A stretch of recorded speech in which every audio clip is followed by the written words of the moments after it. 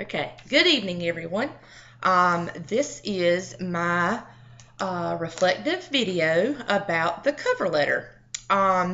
So, by the way, props to you, Dr. Brown, for making these awesome PowerPoints.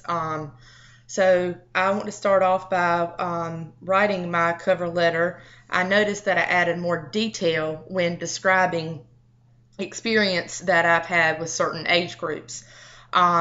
Even though I've been a counselor at an elementary school, I want it to be clear to the people or the career that I'm writing to that that I feel like it's important that I want the employer to know that I have experience with multiple age groups as well as multiple settings.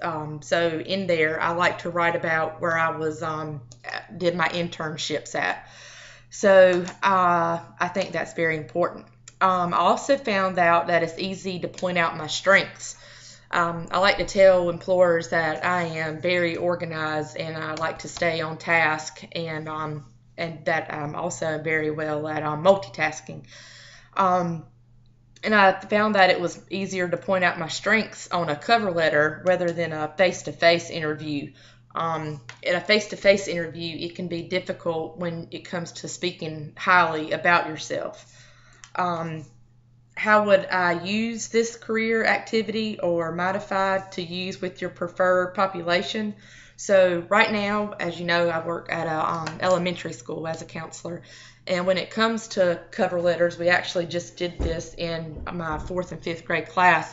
I did a cover letter that I modified for 4th and 5th graders and gave them an example, and they each picked out who they wanted to write to. Like some people wrote to NASA and how their cover letter would look.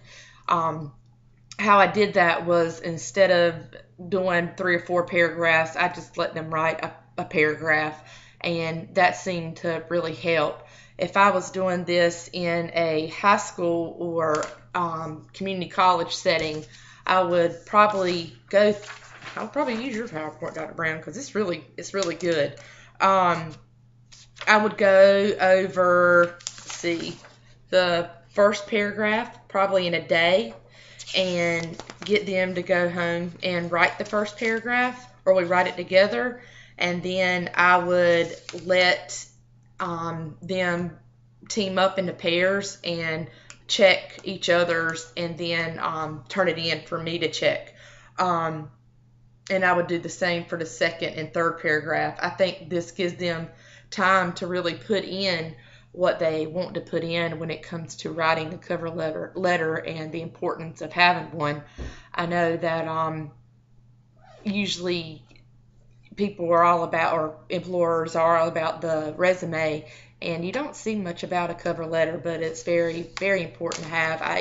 I'll usually submit one even though they don't ask for one, just because I feel like my cover letter is more detailed and very, to the point, rather than my resume. So that is what I would do. All right. Have a great night. Bye.